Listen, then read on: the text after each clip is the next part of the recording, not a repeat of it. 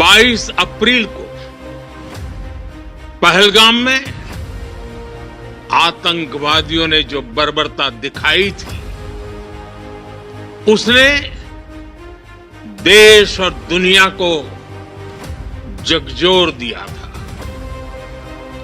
छुट्टियां मना रहे निर्दोष मासूम नागरिकों को धर्म पूछकर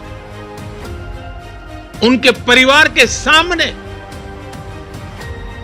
उनके बच्चों के सामने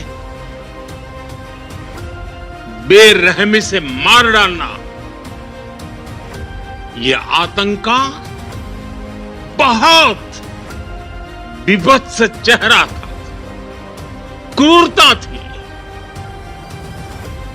ये देश के सद्भाव को तोड़ने की घिनौनी कोशिश भी थी। मेरे लिए व्यक्तिगत रूप से ये पीड़ा बहुत बड़ी थी। इस आतंकी हमले के बाद सारा राष्ट्र, हर नागरिक, हर समाज, हर वर्ग, हर राजनीतिक दल एक स्वर में आतंक के खिलाफ कड़ी कार्रवाई के लिए उठ खड़ा हुआ। हमने आतंकवादियों को मिट्टी में मिलाने के लिए भारत की सेनाओं को पूरी छूट दे दी और आज हर आतंकी, आतंक का हर संगठन जान चुका है कि हमारी बहनों बेटियों के माथे से सिंदूर हटाने का अंजाम क्या होता है। आतंक के अड्डों पर भारत की मिसाइलों ने हमला बोला, भारत के ड्रोन्स ने हमला बोला, तो आतंकी संगठनों की इमारतें नहीं, बल्कि उनका हौसला भी थर्रा गया। बहावलपुर और मुरिद के जैसे आतंकी ठिकाने एक प्रकार से ग्लोबल टेररिज्म की यूनिवर्सिटीज रही है। दुनिया में कहीं पर भी जो बड़े आतंकी हमले हुए हैं, चाहे 9/11 हो, चाहे लंदन ट्यूब बॉम्बिंग हो, या भारत में दशकों से जो बड़े बड़े आतंकी हमले हुए हैं, उन सब के तार कहीं ना कहीं आतंक के इन्हीं ठिकानों से जुड़ते रहे हैं। आतंकियों ने हमारी बहनों का सिंदूर उजाड़ा था, इसलिए भारत ने आतंक के ये हेडक्वार्टर्स उजाड़ दिए। भारत के इन हमलों में 100 से अधिक खूंखार आतंकवादियों को मौत के घाट उतारा गया है। आतंक के बहुत सारे आका बीते 2.5-3 दशकों से खुलेआम पाकिस्तान में घूम रहे थे, जो भारत के खिलाफ साजिशें करते थे। उन्हें भारत ने एक झटके में खत्म कर दिया। पाकिस्तानी फौज, पाकिस्तान की सरकार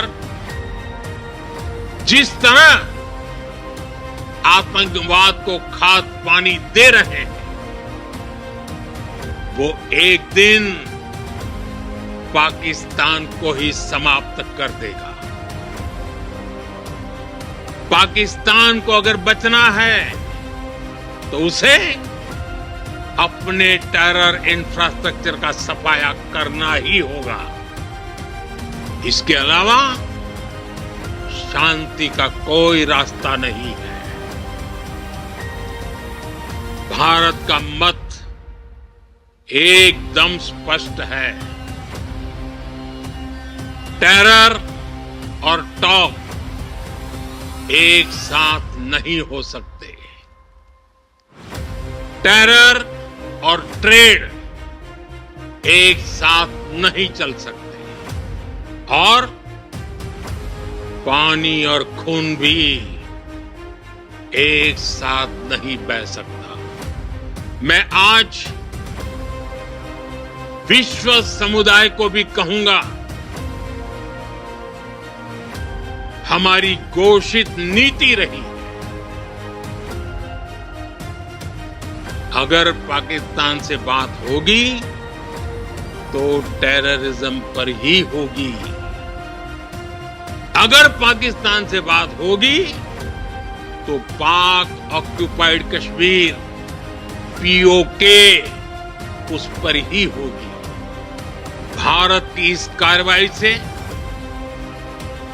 पाकिस्तान घोर निराशा में गिर गया, हताशा में गिर गया, बौखला गया और इसी बौखलाहट में उसने एक और दुस्साहस किया। आतंक पर भारत की कार्रवाई का साथ देने के बजाय पाकिस्तान ने भारत पर ही हमला करना शुरू कर दिया।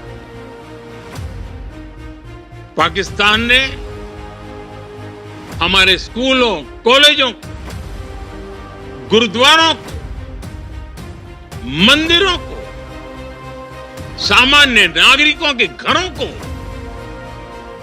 निशाना बनाया। पाकिस्तान ने हमारे सैन्य ठिकानों को निशाना बनाया। लेकिन इसमें भी पाकिस्तान खुद बेनकाब हो गया। दुनिया ने देखा कि कैसे पाकिस्तान के ड्रोन्स, पाकिस्तान की मिसाइलें भारत के सामने तिनके की तरह बिखर गई। भारत के सशक्त एयर डिफेंस सिस्टम ने उन्हें आसमान में ही नष्ट कर दिया। पाकिस्तान की तैयारी सीमा पर वार की थी, लेकिन भारत ने पाकिस्तान के सीने पर वार कर दिया। भारत के ड्रोन्स, भारत की मिसाइलों ने सटीकता के साथ हमला किया। पाकिस्तानी वायुसेना के उन एयरबेस को नुकसान पहुंचाया, जिस पर पाकिस्तान को बहुत घमंड था। भारत ने पहले 3 दिनों में ही पाकिस्तान को इतना तबाह कर दिया जिसका उसे अंदाजा भी नहीं था। इसलिए भारत की आक्रामक कार्रवाई के बाद पाकिस्तान बचने के रास्ते खोजने लगा। पाकिस्तान दुनिया भर में तनाव कम करने के लिए गुहार लगा रहा था और बुरी तरह पीटने के बाद इसी मजबूरी में 10 मई की दोपहर को पाकिस्तानी सेना ने हमारे डीजीएमओ को संपर्क किया। तब तक हम आतंकवाद के इंफ्रास्ट्रक्चर को बड़े पैमाने पर तबाह कर चुके थे। आतंकियों को मौत के घाट उतार दिया गया था। पाकिस्तान के सीने में बसाए गए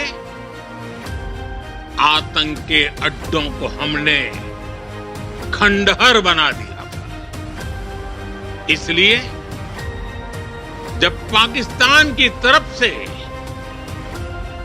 गुहार लगाई गई, पाकिस्तान की तरफ से जब ये कहा गया कि उसकी ओर से आगे कोई आतंकी गतिविधि और सैन्य दुस्साहस नहीं दिखाया जाएगा, तो भारत ने भी उस पर विचार किया। और मैं फिर दोहरा रहा हूं, हमने पाकिस्तान के आतंकी और सैन्य ठिकानों पर अपनी जवाबी कार्रवाई को अभी सिर्फ स्थगित किया है। आने वाले दिनों में हम पाकिस्तान के हर कदम को इस कसौटी पर मापेंगे कि वो क्या रवैया अपनाता है।